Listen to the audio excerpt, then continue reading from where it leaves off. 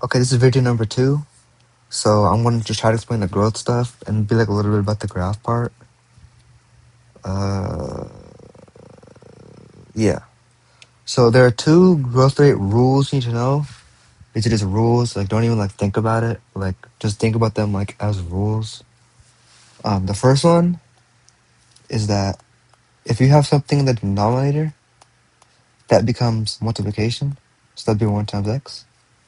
If it's in the whatever the bottom one's called, this becomes x minus y. And then if it's multiplication, this becomes 2 plus x. So that sounds really confusing, like out of nowhere.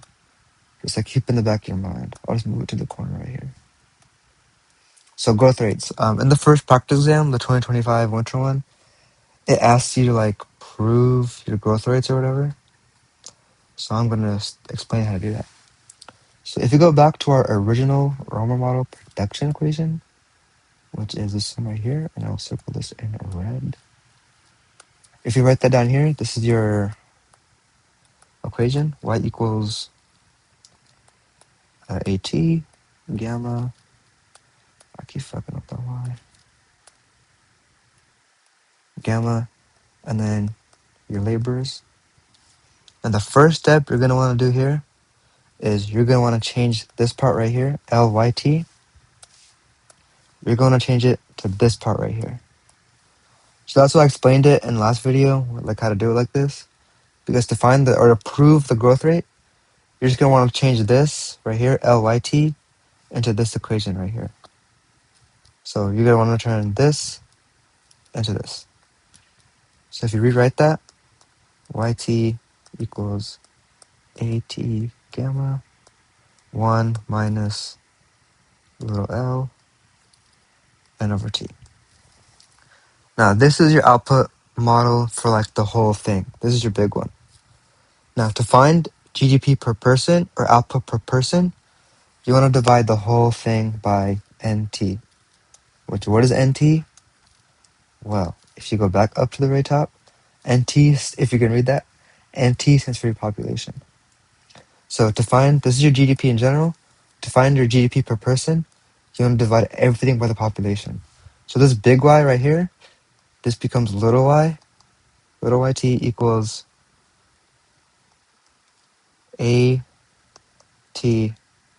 gamma 1 minus thingy right there. So this is your GDP per person equation. Now we want to turn this into the growth rate.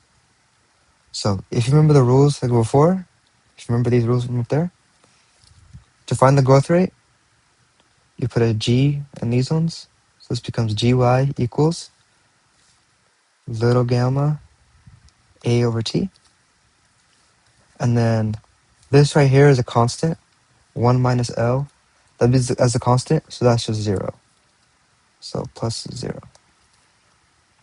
So I'll just explain what we did right there.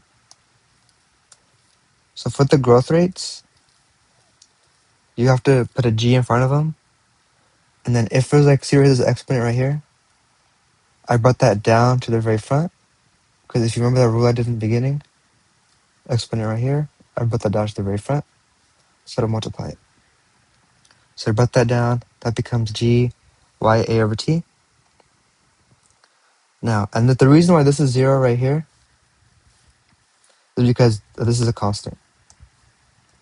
So if it has a bar like this, that means it's not growing like at all. So since this is the growth rate formula, I'll just rewrite it a little bit neater. Gy equals growth rate of y equals your growth rate of your ideas. And because you can't, it's a constant, you can't grow, this just becomes 0. So if it asks you to prove, oh, why does gy equal gat, this is what you do. You substitute, you turn this into this, you divide by population, then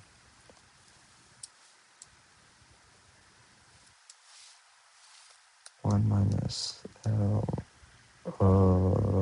yeah. You get your other equation, then you put the growth rates behind it, And then this would be how you find the first growth rate. I could probably explain this a little bit better in person because I actually have the slides here.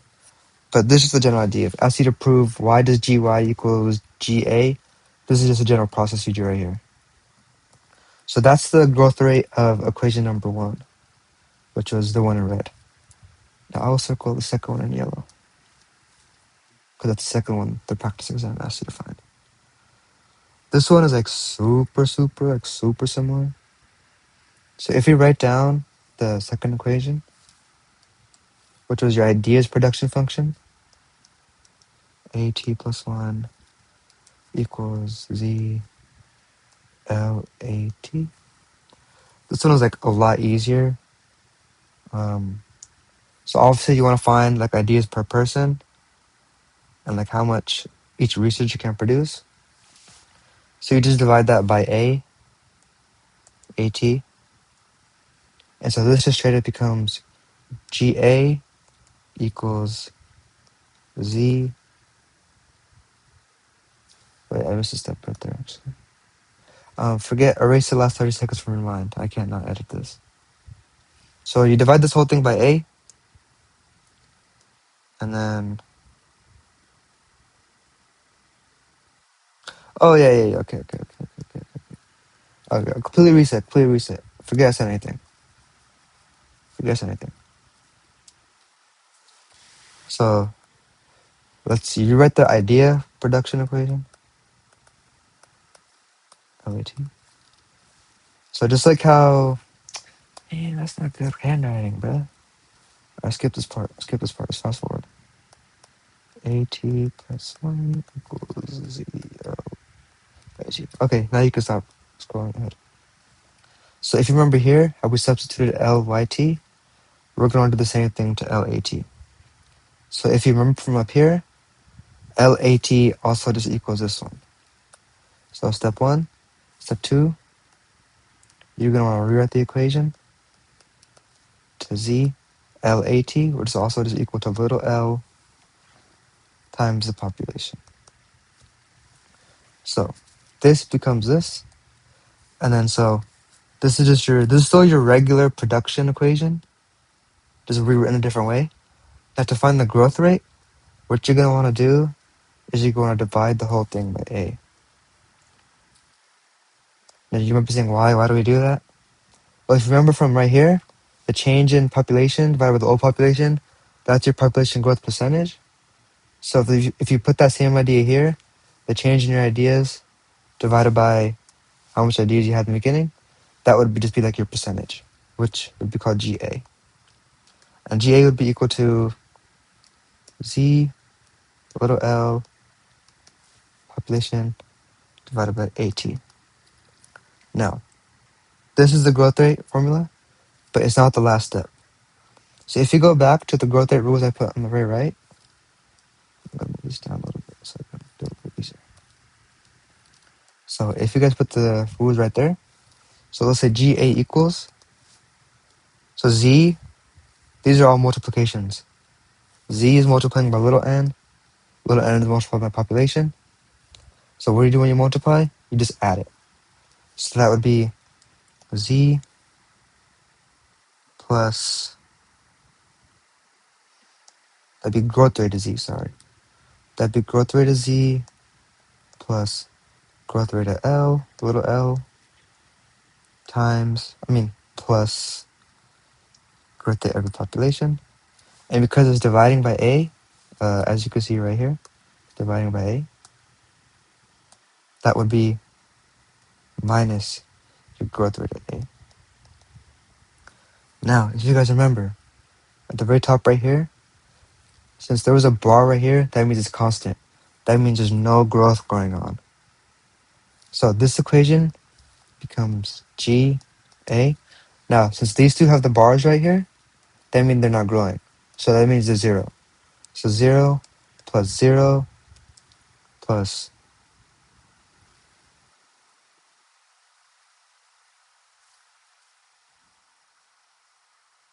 G, growth rate of your population, minus growth rate of your ideas.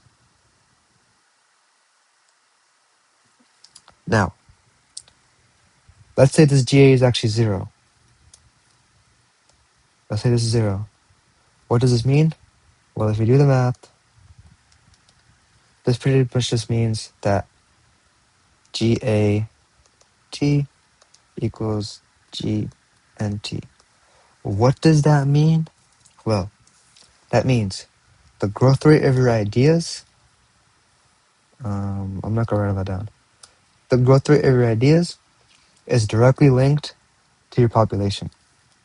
So, it sounds really confusing. But let's say 10 people can produce 10 ideas. The only way for you to increase your ideas is to increase your people. So if you want 20 ideas, you gotta have 20 people. If you want 30 ideas, you gotta have 30 people. There's no way to change one of these without changing the other. So what that means is obviously your growth, how much your ideas grow, depends on how much your population grows. So the two most important growth rates you need to know are GAT equals GN and GY equals gamma Y GA. Now what are these two equations? Well, these are the ones I just showed you right here. This is the first one. This is Y GY equals GYA. That's this one. And the second one is equal to this one. Now, I will explain it a lot better in person. This is not my best work right now. But I'm just trying to give you all the general idea of it. So these are the two important growth that you need to know. So now, let us talk about the graph. Because I will bet $1 million there will be a graph in this stupid exam. So, like I said before, there is this increasing returns on this graph. Your x-axis is your year. The y-axis is your output. And the equation of your graph will be GY equals YM. Now, what does this mean? Well, this means that the growth rate of your output depends on the ideas of your population. That looks a little bit confusing, but this pretty much just means that it's one of these two things. This just means the same thing as this. I'm like 90% sure. You just gotta know. The most important, like, fundamental concept of the graphs you gotta know is that your ideas are directly linked to your population. So right here, what this says is GY equals YN. This says your output is directly linked to your population, which is N, and like how good they are at making ideas. So that's the first graph. Okay. This is just a general foundational idea. Just like I'm not explaining it good, but you guys just need to know more ideas, you need more people. So let's go to example 1 that he shows in the lecture slides. So EX1, a rise in the productivity in researchers.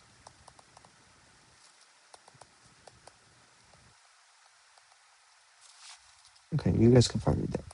So let's make our graph right here. Output, and then years. So your original graph is just going to be straight line. That's just your straight. That's GY equals, it's not really straight, but that's GY equals, your growth rate Y equals YN. That's what that means. Now, the rise of productivity, this is just an equation. You know what I mean? This is an equation. So, productivity in this case means Z. Z stands for your productivity. So that means you have to get more productive.